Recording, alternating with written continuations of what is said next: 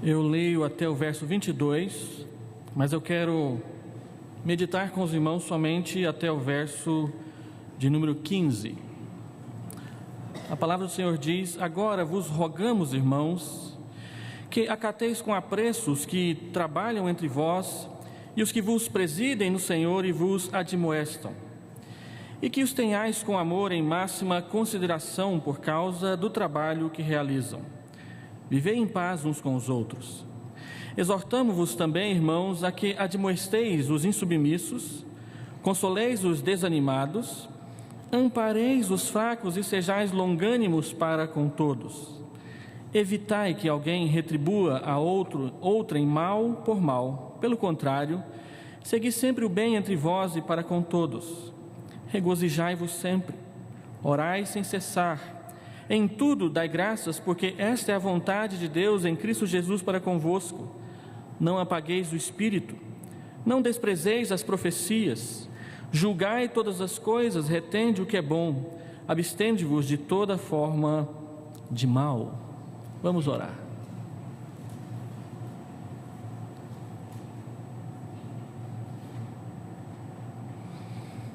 Pai bendito, Criador de todas as coisas, Redentor e Salvador de todos nós, nosso pastor amado, rogamos que a palavra do Senhor que foi lida perante o teu povo e agora será explicada, possa alcançar nossa mente e nosso coração para entendimento e obediência.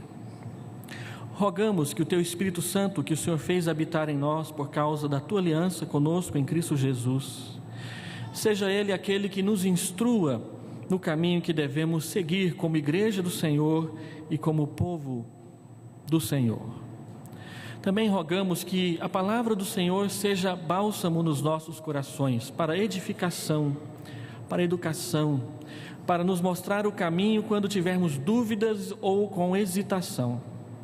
Permita-nos, Senhor Deus, sempre ouvir a Tua voz na Tua palavra e discerni-la no meio de tantas vozes que gritam e clamam no mundo, para que saibamos o caminho e percorramos tranquilamente por ele.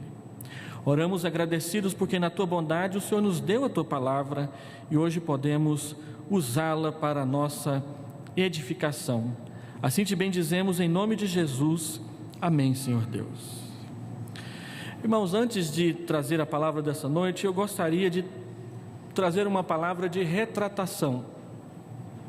No último domingo que preguei aqui durante o culto da noite, há mais de um mês atrás, eu disse uma frase no meu sermão que é um erro teológico e que não estava no meu esboço, mas eu disse, e isso me causou muito arrependimento e constrangimento. Eu disse no meu sermão que a alma morre, e isso não é correto dizer. Na verdade, o que eu queria ter dito, e escrevi no esboço, mas não falei apropriadamente, é que no plano eterno de Deus, Deus não concebe a existência eterna da alma sem o corpo. Por isso a ressurreição. Aqueles que morrem, e por isso estão separados em corpo e alma, na verdade ressuscitarão e corpo e alma se unirão outra vez. Então a alma não morre, mas ela não existe eternamente sem o corpo, porque esse é o projeto de Deus, a ressurreição do corpo, para que corpo e alma juntos vivam na presença de Deus como homens que somos. E eu gostaria de pedir perdão à igreja por causa da confusão que porventura eu tenha causado no seu coração e dizer explicitamente, é um erro, eu não deveria ter dito e peço perdão. Tendo dito isso, espero gozar do perdão da igreja. Então eu quero abrir o texto que nós vamos falar nessa noite. E já que eu trouxe uma palavra de retratação, eu corro aqui um risco de ler esse texto e de explicá-lo à igreja, de falar em causa própria. O nosso desejo não é falar em causa própria. Os irmãos que entendem bem a Escritura já entenderam o que eu vou falar nessa noite baseado nesse texto. Nós não estamos procurando aqui falar em causa própria, mas educar a igreja, assim como educamos a igreja a respeito da eleição dos presbíteros. Também é nossa função pastoral educar a igreja no que diz respeito à eleição dos seus presbíteros docentes, os pastores. E esse é o nosso objetivo nessa noite, e por isso eu gostaria de meditar por um pouco de tempo os versos 12 até os versos 15, falando um pouco sobre a relação dos pastores com a igreja e a relação da igreja com os seus pastores. E abro dizendo que quando Paulo escreve essas palavras, ele não as escreve para uma igreja madura, uma igreja como a primeira igreja de Goiânia, que está se aproximando de completar 80 anos de fundação. Uma igreja que com certeza tem o dobro da experiência da igreja de Éfeso, quando João escreveu a carta à igreja de Éfeso no livro de Apocalipse, pois ela contava ali com 40 anos de fundação. É uma igreja experiente. No entanto, quando Paulo escreve essa carta, ele escreve essa carta a uma igreja iniciante, uma igreja jovem, uma igreja que tem no máximo 6 meses de fundação, ou talvez um pouco mais do que isso. Portanto, o intuito de Paulo ao escrever essa carta e essa mensagem que nós queremos meditar nessa noite é educar essa igreja jovem naquilo que ela precisará na sua caminhada. E digo com toda tranquilidade que Paulo, quando escreve essa carta, ele trata do assunto do ministério pastoral por 2 vezes. No capítulo 2, ele fala a respeito de qual foi o procedimento da equipe pastoral quando, evangelizando em Tessalônica, por um período que não foi maior do que 3 semanas somente, e fundaram a igreja, precisaram sair rapidamente da cidade por causa da perseguição que se levantou contra eles, deixando ali uma igreja sem pastor praticamente, a não ser aqueles irmãos que acabavam de ser convertidos e a eleição, que a Bíblia não fala, dos seus líderes ali, todos neófitos na fé. Mas 6 meses depois, Paulo tem condição de enviar Timóteo para visitar a igreja e ver como eles estavam. Ele estava muito preocupado se a igreja estava bem ou se a igreja já havia morrido, porque tinha sido feito apenas 3 semanas de trabalho. E quando Timóteo volta, ele diz que não somente a igreja foi plantada e começou a crescer, mas ela mantinha e vinha desenvolvendo um bom crescimento, ao ponto de que toda a região da Acaia e da Macedônia já tinha ouvido falar da fé deles, uma fé que estava crescendo e que estava amadurecendo no Senhor.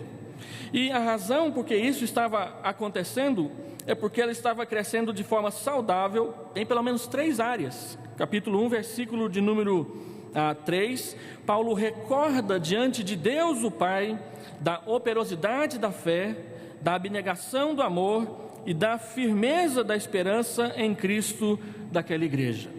E essas 3 expressões, operosidade da fé, abnegação do amor e firmeza da esperança, elas darão o tom de todo o ensinamento de Paulo a respeito da vida da igreja de Tessalônica. Então, no capítulo 2, ele descreve como foi o procedimento da equipe ao plantar aquela igreja. E ali ele mostra qual que é a relação pastoral entre pastor e igreja, na minha opinião, do ponto de vista da igreja. Qual é o tipo de pastor que nós gostaríamos de ter na nossa igreja? O capítulo 2 fala muito a respeito disso. E quem sabe um de nós volta aqui ao púlpito para expor o capítulo 2 de Tessalonicenses à igreja, talvez eu mesmo. Mas aqui no capítulo 5, Paulo retorna ao assunto e ele fala de novo a respeito da relação entre igreja e pastores. E, na minha opinião, ele trata do assunto do ponto de vista do pastor. Qual é a igreja que o pastor gostaria de ter para pastorear? Assim, Paulo completa as 2 coisas aqui nesse texto. E ele nos ensina a respeito de como que cada membro da igreja pode participar da edificação do corpo de Cristo, que é o dever do ministério pastoral, preparar a igreja para que isso aconteça, auxiliar a igreja para que isso aconteça, e saber como fazê-lo no auxílio dos seus pastores ou do seu pastor, se a igreja for uma igreja menor. E quando Paulo então escreve esses princípios, ele escreve princípios que são fundamentais, ele escreve para uma igreja jovem. E que, porque são princípios fundamentais, não podemos também nos esquecer que são princípios permanentes. São os princípios que devem reger a vida de uma igreja jovem na relação com seu pastor, mas também são os princípios que devem reger a relação de uma igreja madura e amadurecida com o seu pastor. Paulo, ao tratar desse assunto, ele roga 2 coisas à igreja: que a igreja acate com apreço os seus pastores, e que a igreja os ame com máxima consideração. O texto pode ser resumido nessas duas frases do apóstolo Paulo.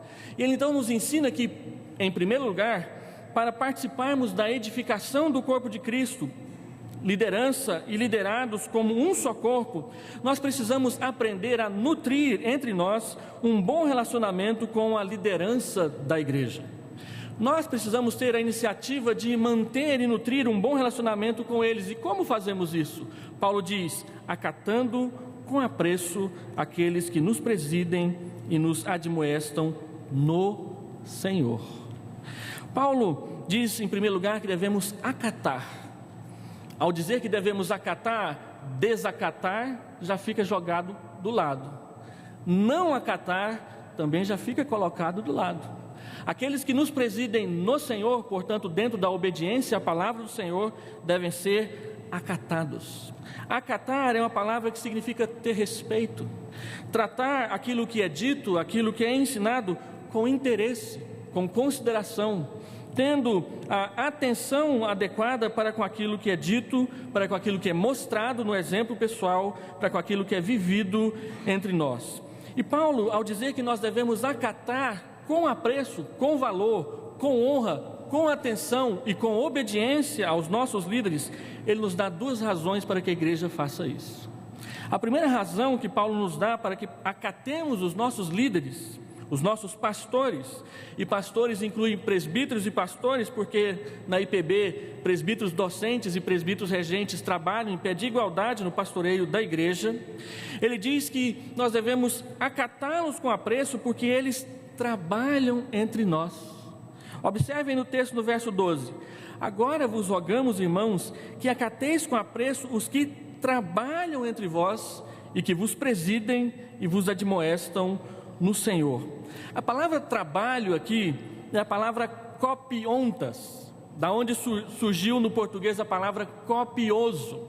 Não copioso no sentido de algo que você copia muito quando você está de castigo, por exemplo, na escola, mas copioso no trabalho de que é abundante, de que é cheio de tarefas.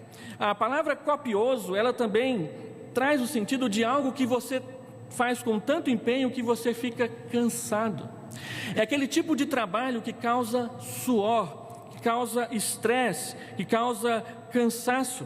O tipo de trabalho que causa desgaste físico e mental. Muitas vezes, irmãos, o trabalho da igreja, ele é estressante para a liderança, para os seus pastores, para os seus líderes, para os diáconos da igreja, para os irmãos e as irmãs que assumem ministérios dentro da igreja. Existe pressão, existe estresse, existem prazos, existem necessidades, existem coisas a acudir e necessidades para cumprir e alvos para também cumprir. E muitas vezes, no meio desse estresse todo, dessa dificuldade toda, o que acontece não é o auxílio de toda junta com a justa cooperação de cada parte, mas muitas vezes o que acontece é a murmuração, é a crítica desnecessária, aquela que não edifica, aquela que simplesmente coloca defeito no que foi feito e realizado, mas que não consegue perceber virtude nenhuma naquilo que foi apresentado. A palavra de Deus diz que nós devemos acatar com apreço aqueles que trabalham entre nós, exatamente porque eles trabalham. Paulo não está dizendo que nós devemos acatar com apreço por causa do trabalho que nos agradou. Paulo não está dizendo que é para acatar com apreço aquele que trabalha entre nós e que de 0 a 10 eu dei uma nota mais ou menos boa. Paulo simplesmente diz: acatem com apreço aqueles que trabalham entre vós. Portanto, o alvo de Paulo não é que você faça uma medição do trabalho a priori ou a posteriori e dê sua nota. O objetivo de Paulo é que você observe a própria natureza do trabalho que este irmão está realizando no meio da igreja. É o ministério que deve ser observado.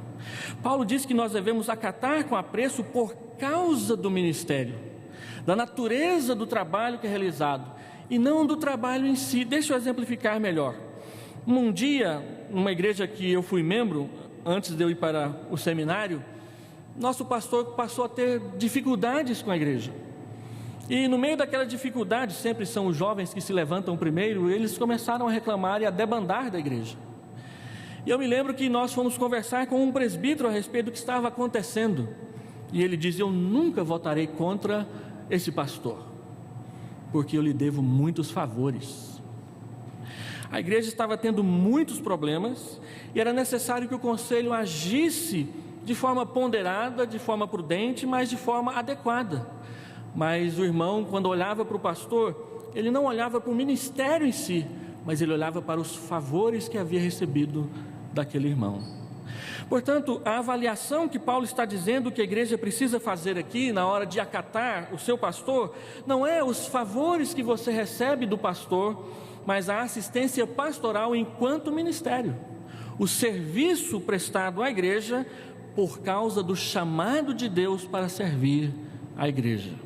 E esse trabalho, ele é copioso, ele sempre tem demandas, porque todos nós somos pecadores, todos nós somos pessoas que têm sonhos, desejos e projetos, e todos nós em conjunto somos uma igreja ativa e operante.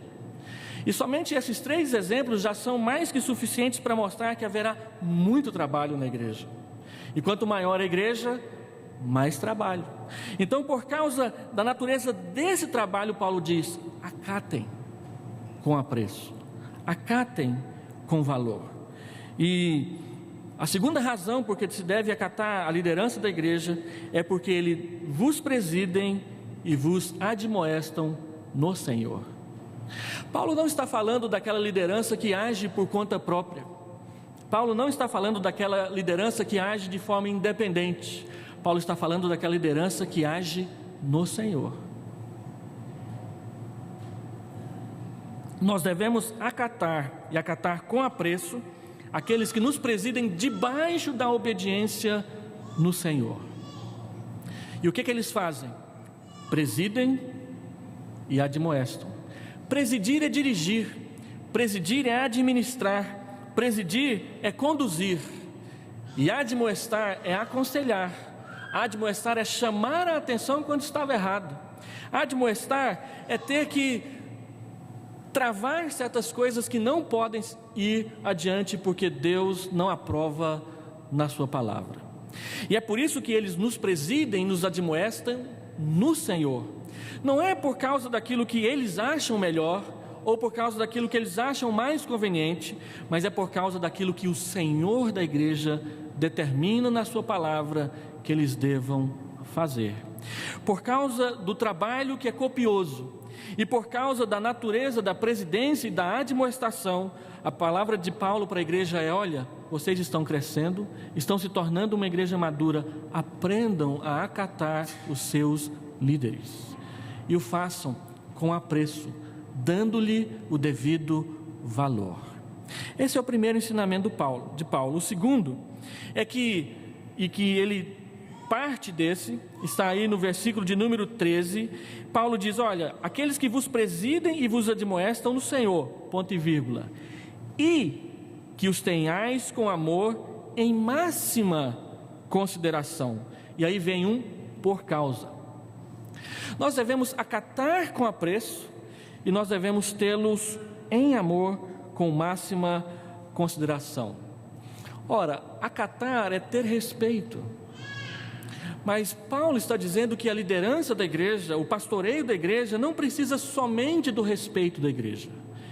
Ela precisa também do amor da igreja, do carinho da igreja, da atenção afetuosa dos irmãos, e muitas vezes, por que não dizer, misericordiosa quando errar, porque todos nós somos pecadores e todos nós erramos.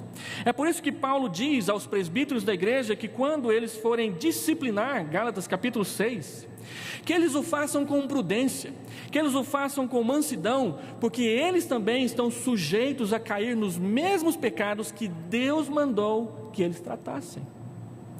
Então, Paulo diz: amem os seus pastores. Mas ele também usa aqui um modificador: que vocês os amem em máxima consideração. Que o nosso marcador de consideração não ande lá com o tanque vazio, com a luzinha amarela já piscando, mas que ele ande lá no ponto alto, máxima consideração. E Paulo, ele diz que tanto o respeito para com os pastores da igreja, quanto o amor para com os pastores da igreja, não deve ser dado por uma motivação gratuita. Na primeira vez ele diz que é por causa do trabalho copioso. Agora ele diz que é por causa do próprio trabalho em si. Observem comigo, que os tenhais com amor em máxima consideração, por causa do trabalho que realizam. Nós devemos respeitá-los porque o trabalho é muito e é constante, mas nós devemos amá-los por causa do próprio trabalho que Deus confiou a eles, através inclusive do nosso voto de eleição para que realizassem. Quando você lê 3 João, e João está tratando a respeito de receber missionários na igreja, verso 5 a verso 8, ele diz que a igreja deve tratar os missionários que estão em trânsito de modo digno, e ele dá uma causa para isso. Ele diz, por causa do nome de Cristo, porque quando eles saíram para pregar o evangelho, eles nada receberam dos gentios. Paulo e João concordam que nós devemos amar os nossos pastores por causa do seu chamado. A palavra traduzida por trabalho aqui é diferente da palavra traduzida por trabalho no versículo 12. No versículo 12 é um trabalho que estressa, é um trabalho que cansa, é um trabalho que dá trabalho. Mas no versículo 13 é o trabalho ordinário de todo dia. Como o trabalho de um médico que todo dia vai para o seu consultório e atende várias pessoas. Ele tem a obrigação de atendê-los e de cuidar deles. Como o trabalho de um engenheiro que vai para as suas obras e vê se todos os cálculos que ele fez ali na prancheta estão sendo executados como ele desenhou e como ele calculou. Como o comerciante que todo dia vê se o seu estoque está adequadamente distribuído na prateleira, ou se precisa ir lá no depósito trazer mais alguma coisa, porque ele precisa vender, mas para que ele venda, tudo precisa estar organizado apropriadamente.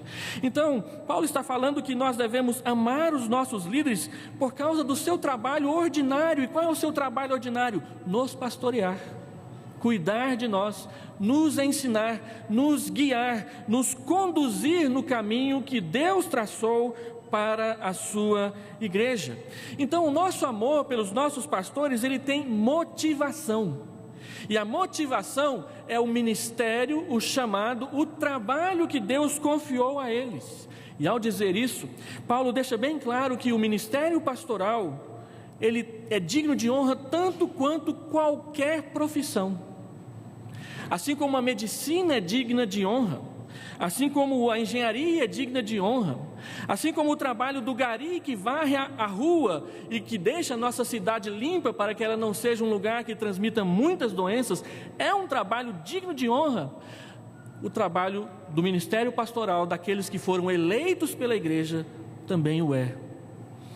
E nós devemos amar com máxima consideração os nossos líderes, porque o seu trabalho entre nós é pastoral. E aí Paulo faz uma afirmação que eu acho de um valor fundamental aqui no texto. Ele diz, no versículo de número 13, que nós devemos amar os nossos pastores por causa do trabalho que realizam, e ele termina dizendo o seguinte: vivei em paz uns com os outros.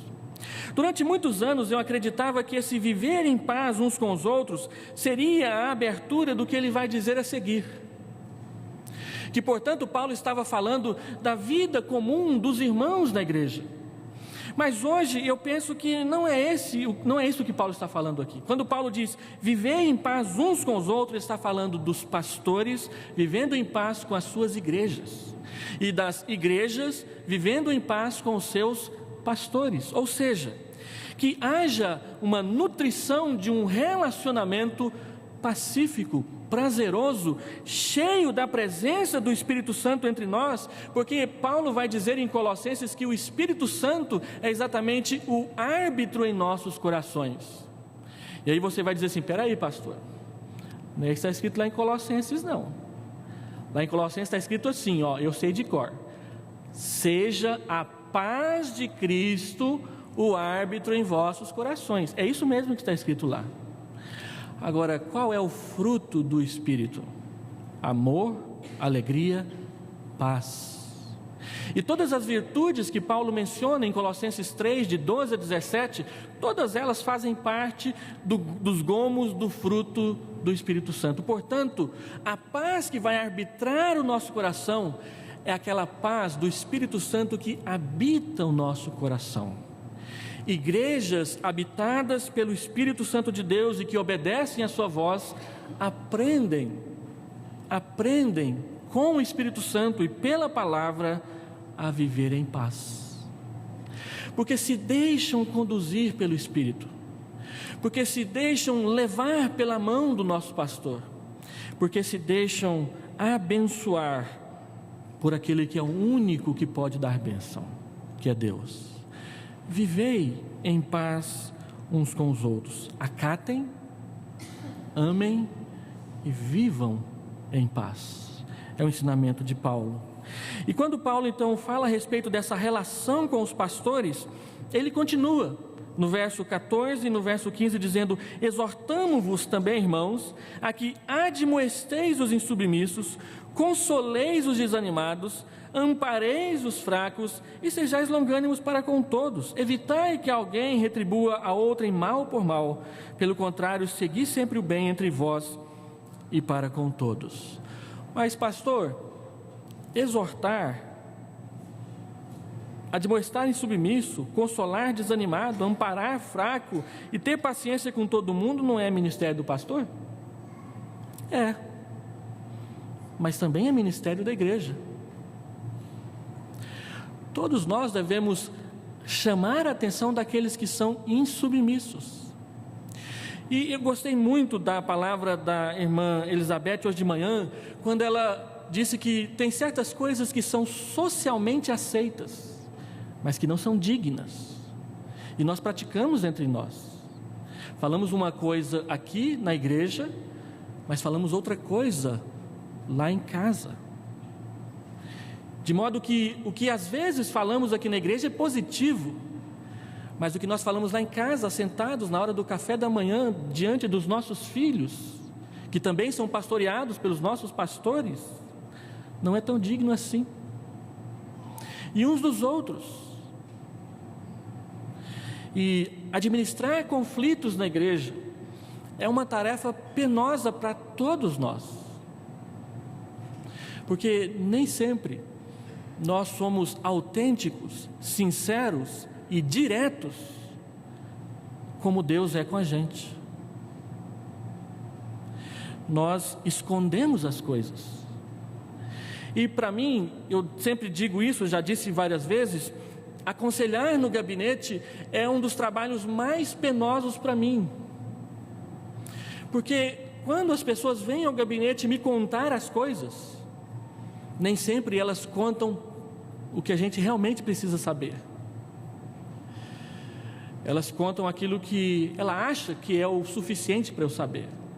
E me pede uma opinião.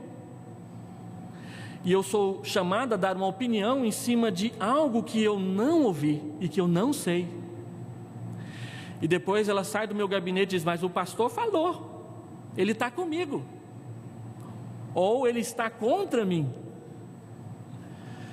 Não, essa não é uma tarefa só dos pastores, é uma tarefa de todos nós. De que se alguém tem colocado o seu pé fora do círculo da influência do Espírito Santo, nós devemos dizer: cuidado, irmão, não ande por aí.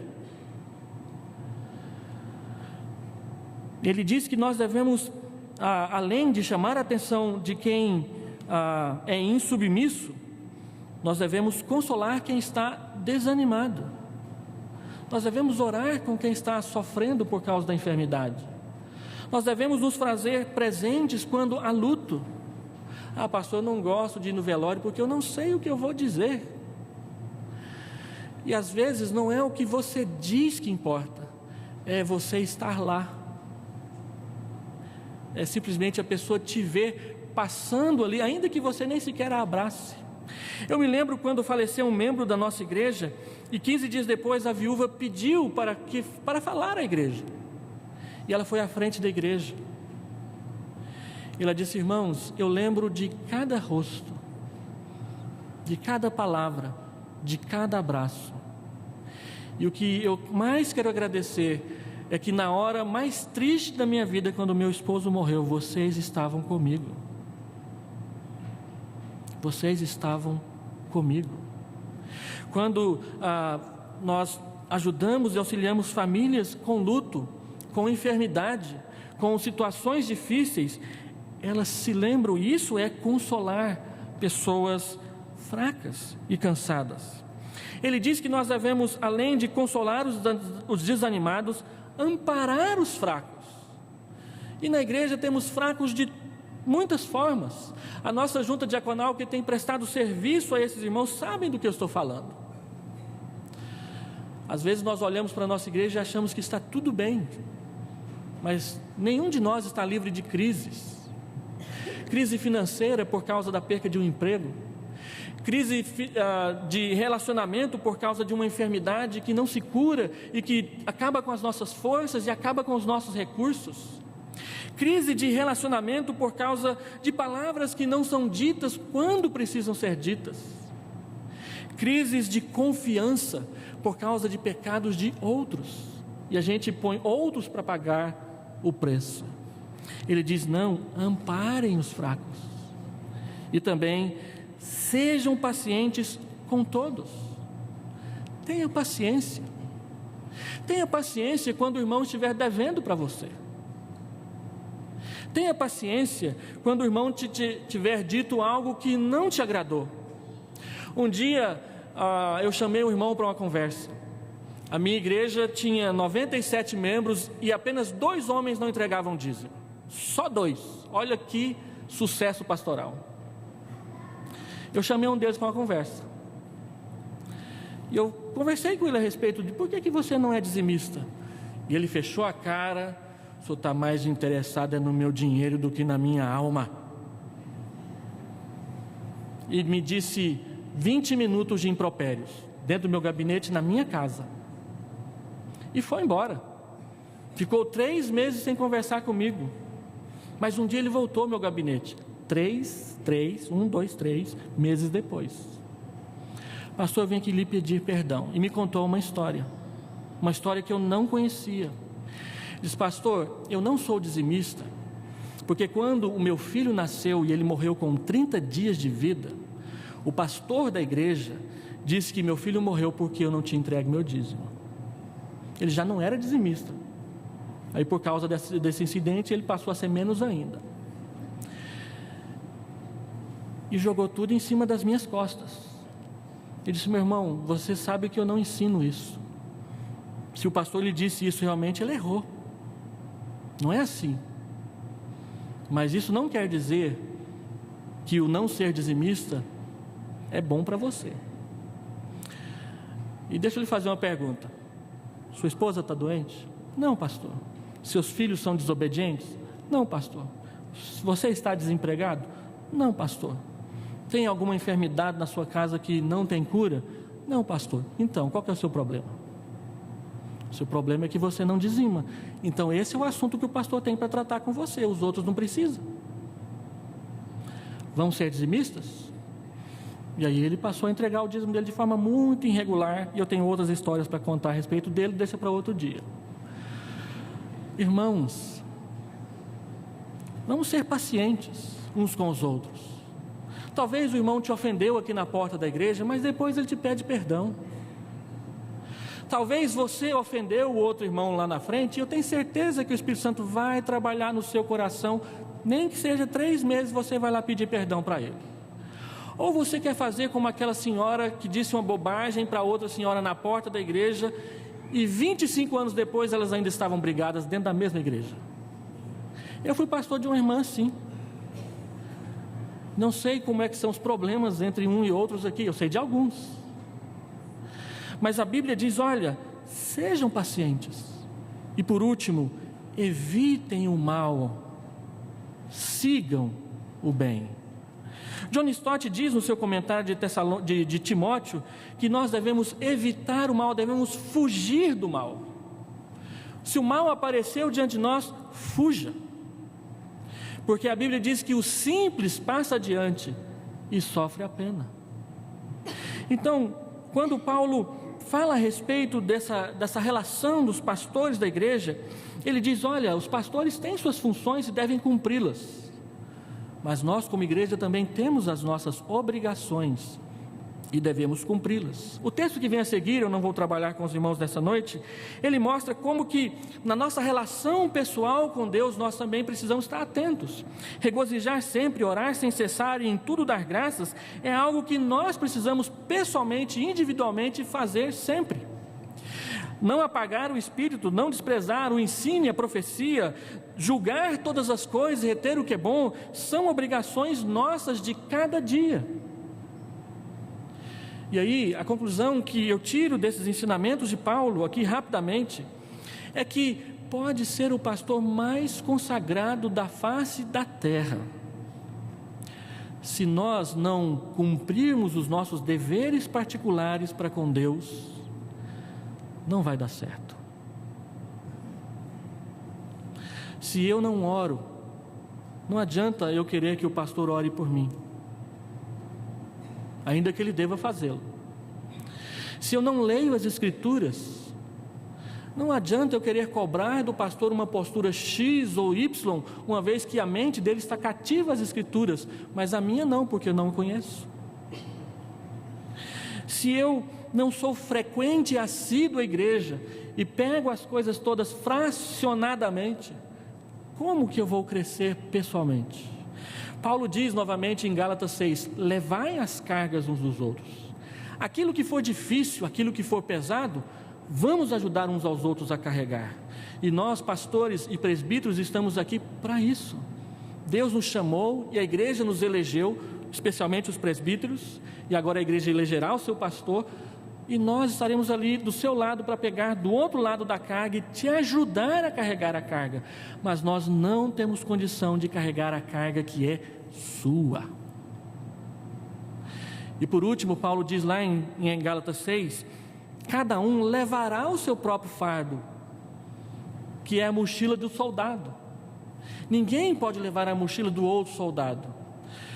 Eu, quando era criança, gostava de assistir o Gordo e o Magro. E tem um episódio que os dois se inscrevem na legião estrangeira.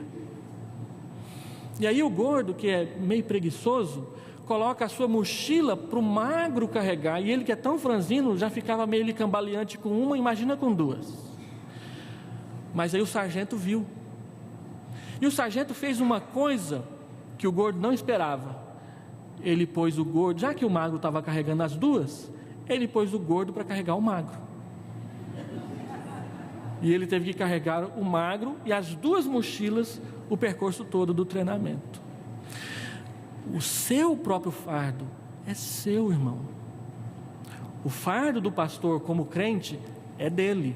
O pastor tem que cuidar da sua vida familiar. O pastor tem que cuidar da sua vida de devoção a Deus, leitura da Bíblia, estudo da palavra, oração e tudo mais. Mas você também tem que cuidar da sua. Se nós não cuidarmos da nossa vida pessoal com Deus, se nós não nos consagrarmos pessoalmente com Deus, pode trazer aqui o super pastor, aquele que ora bem, prega bem, faz tudo bem e ainda mais um punhado de coisas que a gente gostaria que o pastor fizesse. Trocar lâmpada, consertar tomada, limpar o chão, essas coisas todas. Pode trazer esse pastor para cá. Se nós não nos consagrarmos, não vai dar pé. Não vai dar pé. Porque nós somos conscientes de que somos pecadores. E somos conscientes de que o nosso pecado custou o sangue de Jesus. Que, portanto, Deus já deixou bem claro que lidar com o pecado, além de não ser simples, é difícil, é doloroso e custa caro. Mas esse é um preço que nós podemos pagar juntos, porque Deus já pagou nossa dívida e Ele colocou o Seu Espírito Santo habitando dentro de nós. Portanto, eu queria fazer duas aplicações rápidas para o nosso período de preparação para a eleição pastoral. A palavra de Deus diz que a igreja deve eleger os seus pastores. O Hugo leu um texto muito apropriado para isso, agora no começo do culto de Atos capítulo 14. Mas ao fazê-lo, devemos fazer com a consciência de que, se eu quero eleger um novo pastor só para me satisfazer, eu já comecei errado. A motivação para amar o pastor e respeitar o pastor não é porque ele é quem ele é, mas é por causa do trabalho. É por causa do trabalho que essa igreja tem, e é copioso, é muito trabalho, que nós precisamos fazer isso. E é por causa do trabalho que Deus concede e determina aos nossos presbíteros e pastores, é que nós devemos fazer isso. Então, ao eleger pastores, por que o fazemos? E esse texto ele nos ensina, dentre outros que a palavra de Deus traz, como fazê-lo e por que fazê-lo. E segundo, a relação entre pastor e ovelhas na nossa IPB, ela tem altos e baixos. Existem momentos na história da igreja que nós dizemos: como tudo está bom, pastor, que bênção. Mas existem momentos que as coisas não são tão simples assim. E eu não tenho nenhuma dificuldade em dizer aqui do púlpito que nós estamos vivendo um momento complexo na vida da nossa igreja. Eu tenho dito para os presbíteros da igreja e tenho dito para alguns irmãos que depois de 2010 a nossa igreja ficou uma igreja difícil de pastorear. Eu falo isso com toda liberdade perante os irmãos. Parece que de 2010 para cá o ministério pastoral caiu em descrédito. Nós precisamos falar 2 vezes mais para convencer o irmão a fazer a mesma coisa que antes de 2010 ele fazia com a palavra só. E os irmãos sabem a que eu estou me referindo. E eu acho que esse momento da história da igreja precisa ficar para trás. Não no esquecimento, mas na página de coisas que nós aprendemos. Porque Deus continua nos dando tarefas. Deus continua nos chamando para a obra. E Deus continua nos responsabilizando, e aqui quando eu falo nos responsabilizando, a nossa igreja, pelos ministérios que essa igreja tem e que todos eles foram dados por Deus e não inventados por seus pastores. E se nós não estivermos em paz, seja essa equipe que aqui está, ou seja aquela que Deus colocar no coração, que será montada através do pastor que virá, Deus saberá mostrar para a igreja no momento da eleição isso, e eu falo com toda lisura.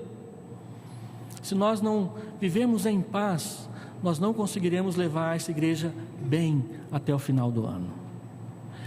E o nosso desejo não é só levar essa igreja bem até o final do ano, mas é nas mãos de Deus levá-la para a concretização da sua vocação. Vamos orar?